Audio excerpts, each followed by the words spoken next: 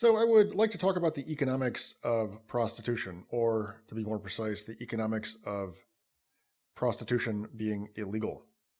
So, we tend to think of this, first of all, as not a particularly important issue, and we also tend to think of it as a moral issue and not some other kind of issue. And I would like to correct these various misconceptions. Okay, first of all, let's think about what is actually going on.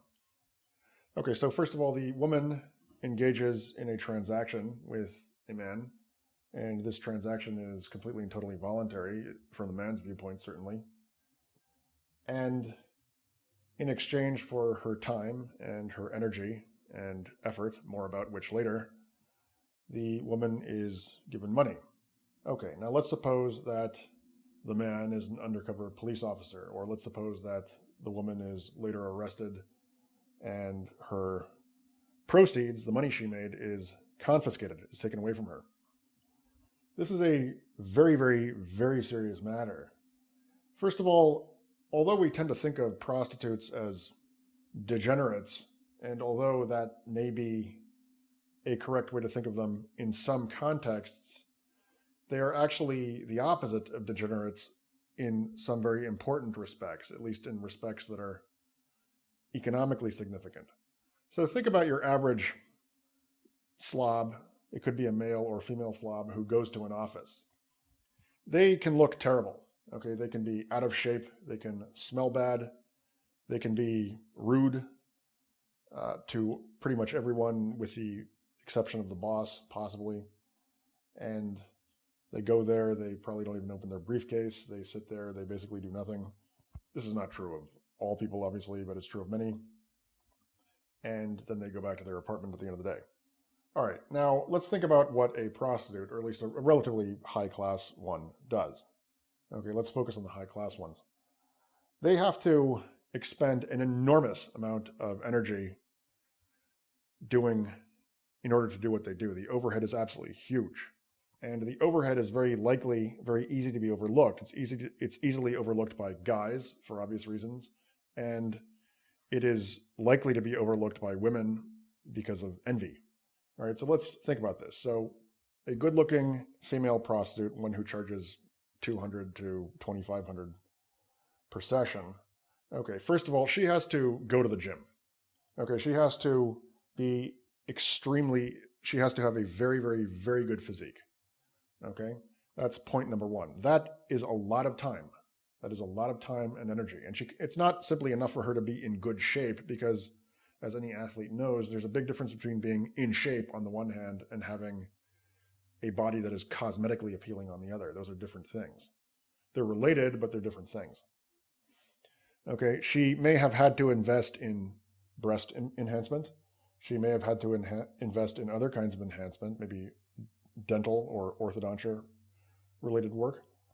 And she also has to spend, now I don't know too much about makeup, obviously, but I know enough about hair and makeup from my relations with women to know that she has to spend a lot of time doing it. She has to smell good. She has to be clean. She has to invest an enormous amount in clothes, because even though men claim to be irritated with women who take a long time on their clothes, the reality is that men are enormously sensitive to these little cosmetic and clothing related decisions that women make. Women are not wrong to fuss about them. At least they are not wrong if their objective is to be attractive to men, which obviously, by supposition, a high-class escort is trying to be. And, we can have various views as to the moral feasibility of prostitution, and we can have various views as to its wholesomeness or lack thereof, but those views are just that. They're views, and those views are also deeply warped by bitterness, misogyny on the part of men towards women, by envy on the part of women, 98% of whom are less good looking than these women. And our views are also, what ends up happening is that in an attempt to validate these various prejudices, these various misogynisms and various woman-on-woman envies that are had towards prostitutes, in an attempt to give depth and moral legitimacy to these petty and illegitimate sentiments, people convert these sentiments into law. They make prostitution illegal, okay? And then what ends up happening is that prostitution does become, it trivially, automatically, as a result of it's being illegalized, it becomes tawdry. And then, there really is a kind of objective basis for the contempt people have towards prostitutes, even though it is an artificial basis, even though what's going on is a kind of bootstrapping. And there's actually quite a bit more to it, which is that let's look at the police officers who are engaged in the process of arresting these prostitutes. So what are these people doing? Well, first of all, the prostitute is an entrepreneur, okay? It is not necessarily, again, prostitution can involve many different kinds of things. There's low-end street prostitution, then there's high-end courtesanship, okay? And high-end prostitutes actually do have to have quite a few skills. They have to be relatively okay conversationalists. Some of them have to be very good conversationalists.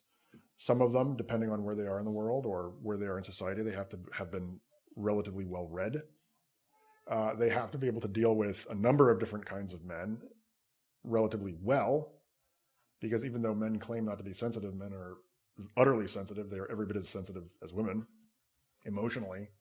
And so a given high-end prostitute is going to have to be able to make relatively intelligent conversation with some men who are intellectuals, with some men who are anti-intellectual but are still intelligent, with some men who are incredibly dumb but happen to have money, with some men who are dumb, happen to have money but are incredibly vain, with some men who have no money but happen to have won the lottery and they're going to blow it all in one night on drugs and prostitutes. Okay, so they have to deal with a lot of different kinds of people.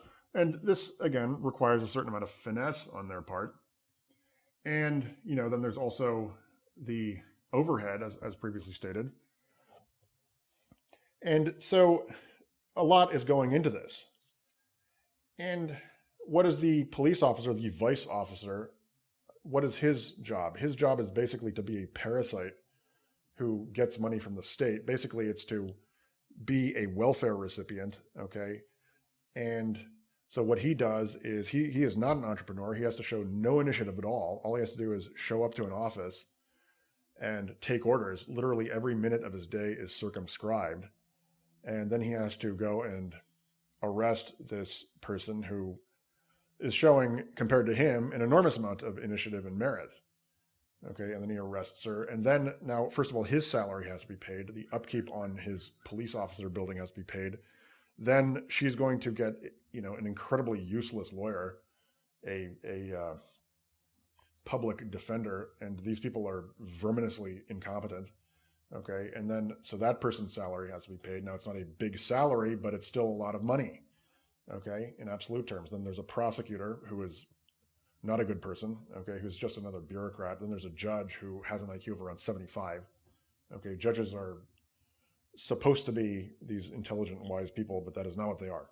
That is not what they are, ever. And there's actually some kind of a lawyer joke. I forget exactly how it goes, but what do two lawyers who are, if two lawyers are talking to a retard, what do they call him? Your Honor. The joke goes something like that. Anyway, but so, and then the other thing is that a lot of these police officers must surely know that and I'm sure that many of them frequent prostitutes, and many of them probably will tell the woman they're about to arrest that they'll let her off if she gives them sexual favors. Okay, so there's a lot of hypocrisy. The police officers, to the extent that their limited minds are able to do so, they probably do know that they are useless parasites. And a lot of their activity, and a lot of the activity of useless bureaucrats in general, is probably a way of a lot of the rancor that they direct towards prostitutes, and a lot of the vigor that they pour into their totally useless endeavors is actually displaced self-hatred, and it's a way of deflecting blame of them for depleting public resources. It's a way of deflecting rightful accusatory sentiments towards them onto these rather hapless victims who are just engaged in the pursuit of happiness, or at least in the pursuit of wealth, which in our society is largely the same thing. And that's okay. I'm not contesting that. I'm a capitalist. I believe in the free market just as much as anyone else does. And so there's really no discernible basis for the illegalization of prostitution, other than the only basis for it is a purely psychological one. It's a petty psychological one. It has to do with people's prejudices and people's ill will. So I think that when we think in dispassionate economic terms about what prostitutes do, high-end ones, versus what their accusers and arresters do, I think that our rancor, our contempt, should be directed towards the authorities and not towards the prostitutes whom the authorities are victimizing.